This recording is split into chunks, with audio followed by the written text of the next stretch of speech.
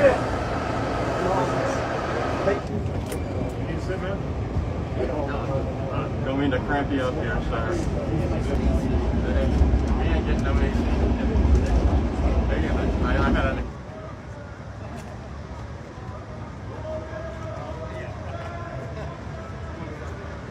We cannot have a split screen where on one side you have Christian fascists, thugs, Patriot Front, literal Nazis marching the streets of D.C., talking about purging this country of immigrant blood and reclaiming the nation in the streets, while in the halls of power they create law and policy that is no different.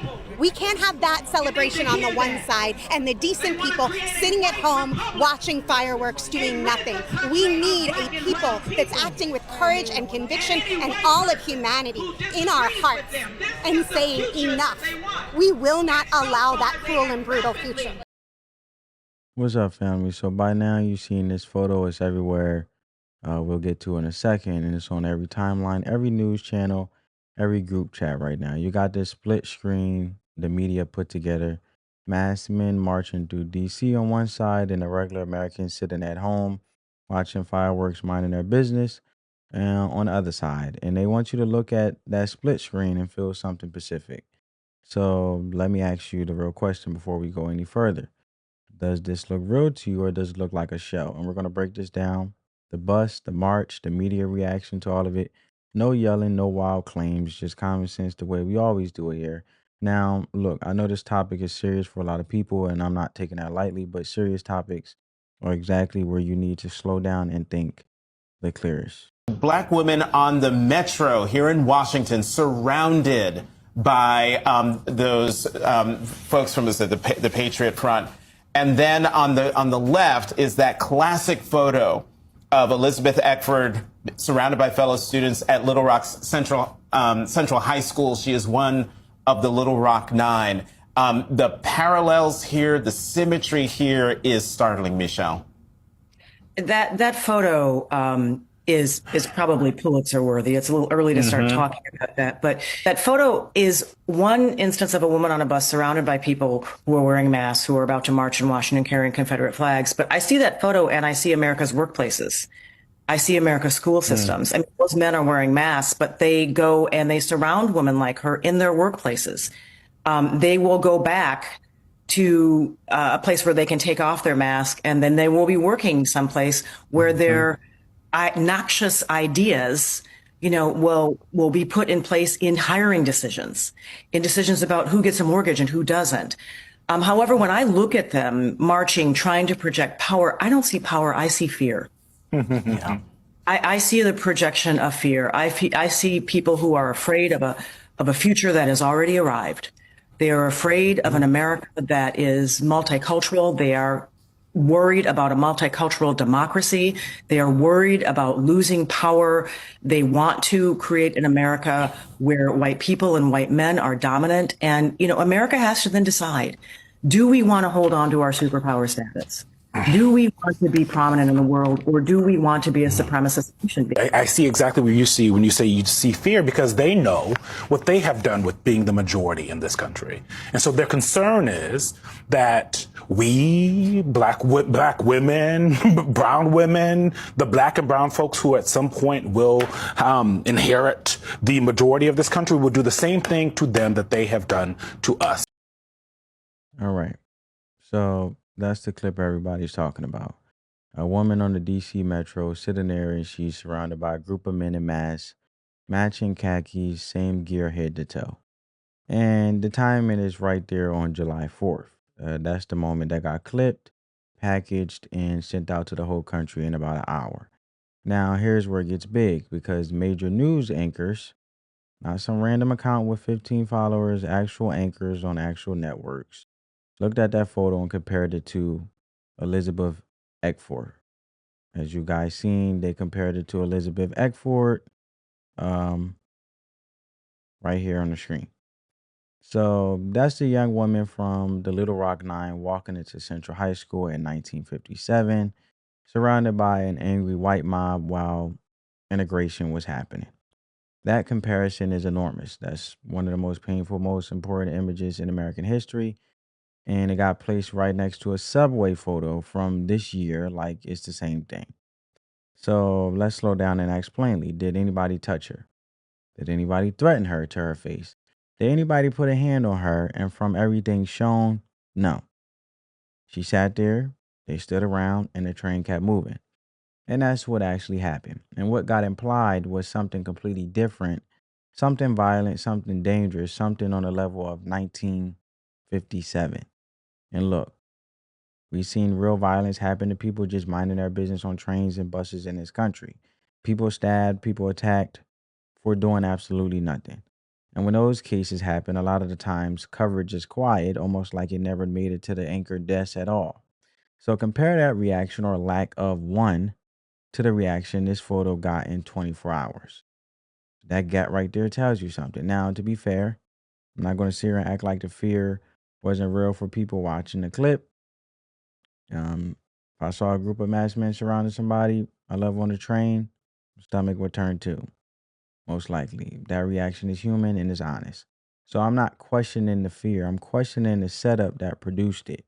Because here's what's been sitting with me since I first saw this. Who are these masked men? Not what group do they claim to be. I mean, who are they actually? And why is that nobody, not one person seems to be able to answer that? So let's start with the outfits.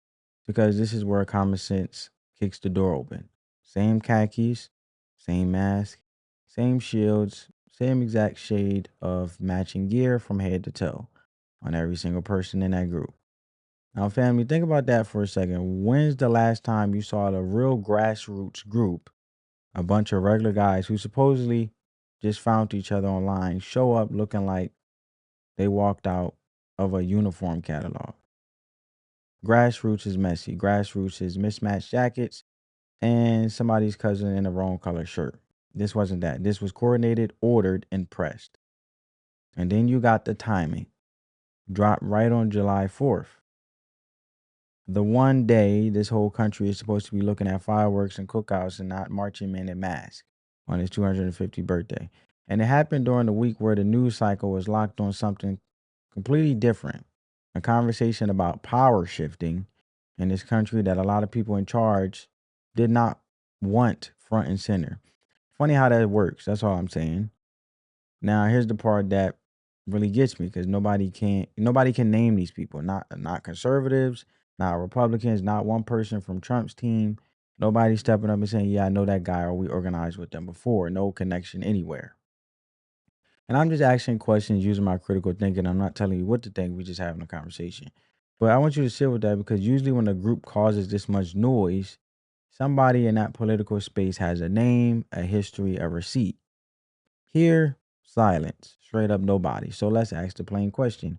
Who's paying for this? Because we have seen, especially now more than ever, with political violence ramping up more than it has ever been in the history of politics, but also a lot of protests and protesters actually saying they got paid to basically be agents of chaos and also um, be taking on acts of obstruction, basically impeding operations when it comes to immigration enforcement, et cetera, et cetera. So, because matching gear for that many people isn't free, also, right? Buses aren't free. Getting hundreds of grown men to show up at that same place at the same time in the same outfits, that takes planning and it takes money. And somebody wrote a check. Somebody rented buses. Somebody ordered shields in bulk. And that's not a guess. That's just how logistics work. And this is where I bring up something a lot of you already know. The Southern Poverty Law Center, right, has a track record, a real track record of funding and amplifying groups like this. Not accusing anybody of anything I can't back up. I'm just saying the pattern exists. Groups pop up, groups get funded, groups get airtime, and then groups disappear right back into nothing once they serve their purpose on camera. Now, we also have come to find out with the Southern Poverty Law Center, who claim to be basically fighting injustice and basically racism in itself, had been the ones that's funding the problem that they claim to solve, such as white supremacy or race or any type of racial tension or situations. So how can you solve an issue that you are basically manufacturing on your own to create to make it like you're justifying a problem that wasn't there in the first place? So that's the pattern I'm talking about with the Southern Poverty Law Center. And I find a coincidence on the day where we should be unified and just celebrating this country and how far we came. We have this. Now here's the test I want you to run in your own head. Flip the races in that footage. Imagine a group of masked black men in matching gear surrounding a white woman on the train. You think the coverage looks the same? You think it gets the calm measure, let's discuss this tone? Or you think every network in the country loses its mind within an hour? Ask yourself that honestly, because the answer tells you everything about how this story got built. So when you put it all together, the matching outfits, the perfect timing, the total lack of any real identity behind these people, the money it takes to pull this off, something this coordinated, this camera ready, doesn't smell like an accident to me. It smells like a production, and productions have producers. And also, what really bothers me and I disapprove of entirely, I want to say hate, but I'd rather say disapprove of, because hatred is a big thing and you don't want to be full of hatred, the divisive rhetoric. And it contradicts how far we came as a country on the birthday of this country when it comes to, yes, slavery has existed, but also how far we came to be freer than ever. And also actually wrote our wrongs as a country from our sinful nature as a country and came as far as being more diverse than ever and also being able to be unified more than ever. But instead, we're looking backwards, like if we're trying to go backwards as a country instead of forward and doing the right thing. And that's what really I disapprove of with this whole divisive rhetoric. If you're going to talk about it, at least talk about it in the name of advocating for unity, such as I do and will continue to do, no matter what race, no matter what skin color. And that's what should be the thing that we should focus on, right? Keep amplifying the thing that got us this far and also continue to go in the right direction. But apparently, mainstream liberal media, things like that, and all this political violence, it's just all chaotic and doesn't help the country as a whole, no matter your race. So now I want you guys to check out this next clip and last clip. Because we were talking about the far left, I do want to talk about what I was discussing with Secretary Burgum, which is a march that happened yesterday morning on the 4th of July in D.C., white nationalists in and around the Capitol. And whether or not it was big or small, there was definitely a moment that was captured that has gone viral, which we're putting on the screen now, of the people who came to march surrounding a young African-American woman. And the question, I'll start with you since you're an elected Republican sitting here. When you see that march, what do you say? What I say is that is not the soul of America. Look, we are all created equally. That is what our whole emphasis is based on here in this country. And I would just not ignore it, but I don't pay that much credence to it because that does not represent the soul of America. We in America believe in equality. And that is simply not reflective, certainly not of the Republican Party. I can assure you of that. I watch this and I think about all the sort of the struggle of America. America has had great triumphs, but it's also had trials. I had to have a conversation with my kids the other day about the 4th of July because our family weren't free on the 4th of July. Our literally ancestors were enslaved on the 4th of July. This is the problem. Why can't we just focus on being free today? Today. Like, hello, 2026. And so while America has had amazing things that's happened, we also have these moments where we have this other darker part of our soul that exists inside of it. But our kids are strong enough. My kids got it immediately. Our kids are strong enough to understand this. They're big enough, they can do it. And if we want our kids to be stronger and to be able to take care of what's coming that we can't even. If we weren't equal as a country, these two individuals would not be sitting at the table. If the rights were taken away as they were way back then. So what I'm saying is, why advocate for something you're not experiencing yourself, which is also misleading to your children? And how can you call yourself a great leader? Anyway, ignorance. And also, you can learn the history, but you can use the history also to amplify, continue to go in the right direction as a country and as a people. It reminds me of when people are in a relationship and they continue to harbor on the things and the mistakes of a relationship instead of just giving grace and also understanding that if you both were willing to fight for the relationship and also get the wisdom out of it, it will actually take you much further than being stuck in the rut and continue to talk about the things in the past. But apparently, individuals, you can't control how they think. This is the mind of how he thinks and how he wants to lead his children. And that's in the name of equality and his choice. But also, I think it's a concerning matter. I disapprove of it, in my opinion, but that's his choice. But also, I just advocate for righteousness and continue to do the right thing because there's always right from wrong. I don't care how many times you try to remix it or how many times you try to thread the needle or how many times there's no look, there's right or wrong. If you sit in the middle, you'll get ran over. I don't care what you say. I don't care how you try to move the pendulum or move the goalposts. You cannot be lukewarm. You either on this side or you're on that side. So that's all I'm gonna say. My family, I'm gonna leave it to your thoughts on that and his perspective. But it does bother me because the simple fact is this is not unity he's in speaking of. He's basically putting in the mindset of his children the seed that is going to be sown in regards of, oh, your kids are black and you have to be strong because other people are after you. And at the end of the day, this doesn't help a country.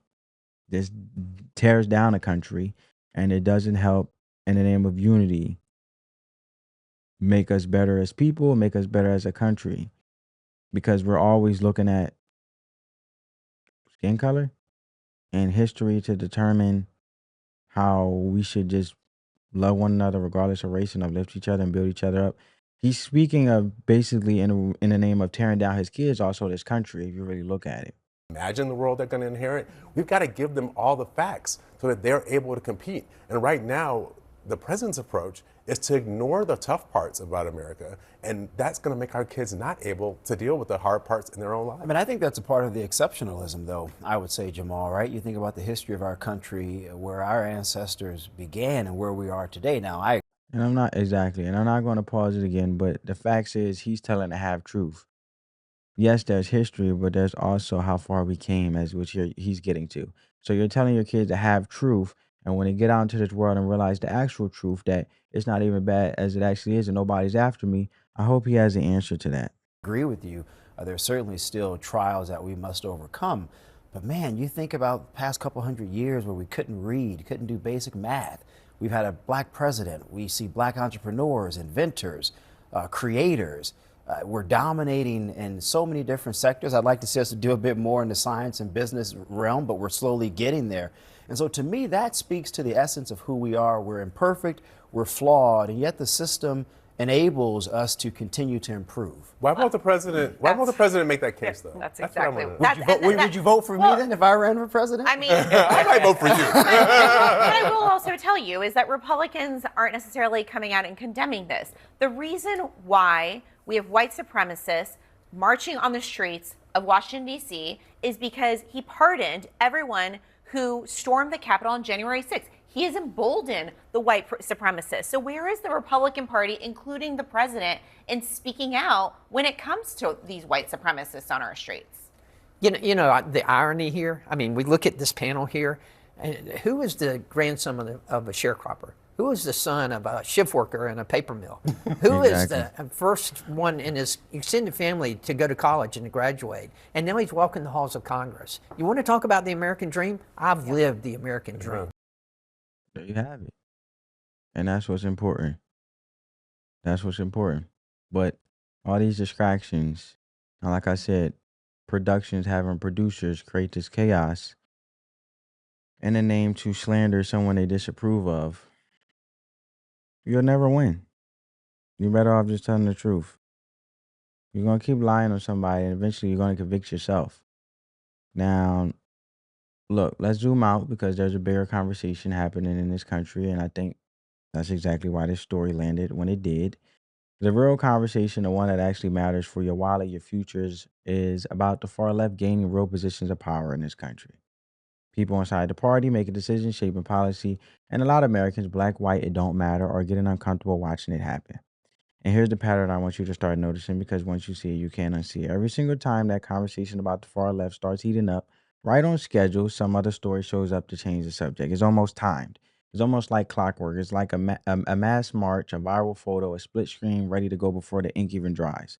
Think about what a distraction story actually does in plain terms. It don't inform you. It don't give you a policy to look at or a bill to read. What it does is pull your attention off the thing that costs you money and puts you puts it onto the thing that makes you feel something: fear, anger, grief. Because a distracted, emotional country doesn't ask hard questions about who's actually running things. And this is where it gets even more obvious to me. Now, it makes you also ask the question about, she mentioned the pardons of the January 6th individuals. Well, if these individuals who come off as white nationalists or white supremacists marching, coordinated with the same outfits and stuff, wouldn't you make it more suspicious or make you question if January 6th was also suspicious of being coordinated, not actually by the president of any fault of his own, but actually individuals who wanted to slander the president, which is why they were partying? Not to mention BBC, the network that actually um re-edited his speech to make it like he was inciting violence when he never did, and he actually sued the president, actually sued BBC network for actually changing around what he said and changing his words, and that's not what he said entirely, and made the footage be something that it wasn't and put it on national television. I'm just asking questions. I'm just asking questions. So when you look at it, right, and this is where it gets even more obvious to me, you start seeing Republicans put on camera one after another and ask the same question: will you condemn this? Now, sit with that question for a second, because that question is the whole trap right there. You can't condemn people you have no connection to. And you can't condemn a group you never organized and never funded, never met. Asking somebody to condemn a stranger isn't a real question. It's a setup dressed up like one, designed to make somebody look guilty just for hesitating. And once you see that trap for what it is, you start to see the bigger picture too. I wish he would have just said that.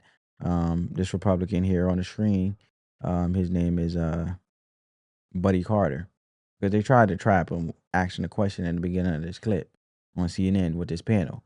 So this is how a narrative gets built in real time, is my point. Not all at once, but piece by piece on purpose. A photo here, a comparison there, a camera question planted right where it all do the most damage. Each piece looks small on its own, but stack them together and you got a story built from the ground up, aimed at a specific reaction from a specific group of people right on schedule. So here's where I wanted to land on this, because the real lesson underneath all of this isn't really about masks or khakis or even that bus. It's about discernment. Not everything you see is what it's dressed up to be. Something can look like one thing on the surface and be built for a completely different purpose underneath.